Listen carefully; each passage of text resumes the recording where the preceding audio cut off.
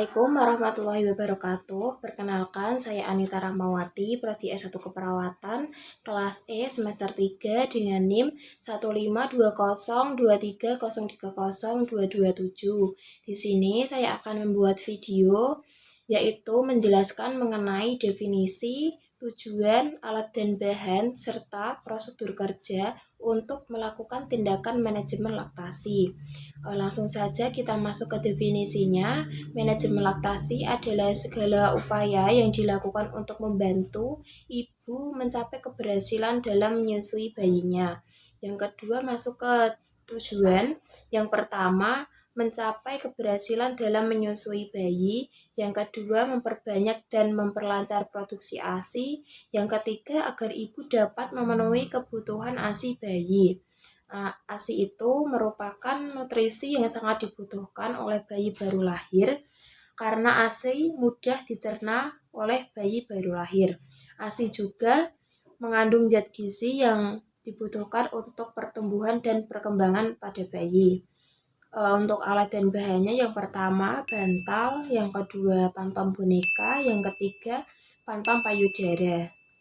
Ke prosedur kerja. Dalam prosedur kerja terdiri dari 3 fase. Yang pertama fase orientasi, yang kedua fase kerja, yang ketiga fase terminasi. Langsung saja kita masuk ke fase orientasi. Di fase orientasi ini yang pertama kita harus mengucapkan salam dan menanyakan nama pasien. Yang kedua memperkenalkan diri kita. Yang ketiga menjelaskan tujuan tindakan. Yang keempat menjelaskan prosedur tindakan. Yang kelima menanyakan kesiapan pasien. Masuk ke fase kerja, yang pertama kita harus mencuci tangan terlebih dahulu. Yang kedua, pertama pada puting ditekan di area aerola untuk mengeluarkan ASI. Setelah ASI keluar, dioleskan di sekitar puting ini agar bertujuan untuk desinfektan atau untuk menjaga puting tetap lembab. Selanjutnya, posisikan ibu untuk posisi yang nyaman. Jika ibu mau menyusui, pastikan posisinya nyaman dengan duduk, kaki tidak menggantung dan bisa bersandar. Selanjutnya, letakkan bantal. Ini bertujuan untuk menyangga pada saat ibu menyusui agar tangannya tidak pegal. Selanjutnya, posisikan bayinya. Yang pertama, letakkan bayinya dengan satu tangan, kemudian kepala berada di lambung siku. Nah, telapak tangan memegang bokong bayi. Selanjutnya, satu lengan bayi berada di belakang badan ibu, satu tangannya berada di depan. Perut bayi menempel pada perut ibu, kepala bayi menghadap payudara, telinga bayi dan lengan terletak dalam satu garis lurus. Yang selanjutnya, cara menyangga payudara. Jadi menyangga dengan membentuk huruf C, anggaplah ibu jari berada pada jam 12 dan jari lain di posisi pukul 6. Ibu jari dan jari telunjuk serta jari tengah saling berhadapan. Seperti ini, tangan membentuk huruf C.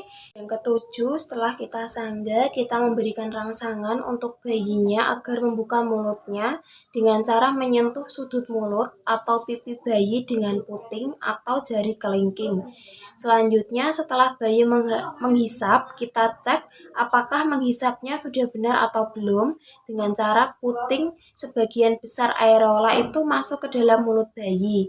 Setelah itu, bisa melepas isapan bayi dengan cara jari kelingking dimasukkan ke sudut mulut atau menekan dagu. Setelah proses menyusui selesai, kemudian kita lakukan sendawa. Bayi bisa digendong tegak dengan bersandar pada bahu ibu, punggung ditepuk perlahan, atau bayi bisa ditengkurapkan di pangkuan ibu kemudian ditepuk. Dengan sendawa bisa mengurangi biar bayinya tidak gumoh. Setelah proses menyusui selesai,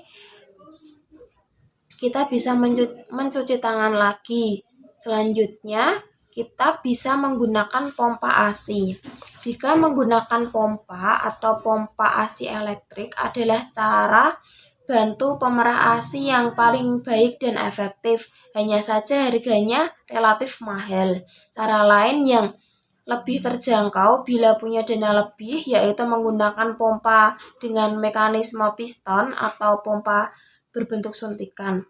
Prinsip ini, kerja alat ini memang seperti suntikan, hingga memiliki keunggulan yaitu setiap jaringan pompa mudah sekali dibersihkan dan tekanannya bisa diatur. Sayangnya, pompa-pompa ASI yang ada di Indonesia jarang sekali berbentuk suntikan, lebih banyak berbentuk corong atau bohlam. Selanjutnya, bagaimana sih cara menyimpan ASI? Yang pertama, taruh ASI dalam kantong plastik atau botol kaca atau wadah plastik. Yang kedua, beri tanggal dan jam pada masing-masing wadah. Yang ketiga, dinginkan dalam kulkas, simpan sampai batas waktu yang diinginkan. Yang selanjutnya, jika hendak dibekukan, masukkan dulu ke dalam refrigerator selama semalam, baru masukkan ke freezer atau bagian kulkas untuk membekukan makanan. Gunakan sebelum batas maksimal yang diizinkan. Selanjutnya, cara pemberian ASI. Yang pertama, ambil ASI berdasarkan waktu pemerah. Yang kedua, jika ASI beku, cairkan di bawah air hangat mengalir. Untuk menghangatkan, tuang ASI ke dalam wadah, tempatkan di atas wadah lain berisi air hangat. Selanjutnya, kocok dulu sebelum mengetes suhu ASI. Lalu, tes dengan cara meneteskan ASI di punggung tangan. Jika terlalu panas, angin-anginkan agar panasnya turun. Yang keempat, jangan gunakan microwave atau oven untuk menghangatkan karena akan menghancurkan nutrisi dan bahan-bahan kekebalan yang terkandung dalam ASI. Selanjutnya, bisa bertahan di suhu ruang maksimal itu 4 jam. Selanjutnya, jika belum dihangatkan, bisa dikembalikan ke lemari es dan bertahan selama 24 jam, jangan dibekukan kembali.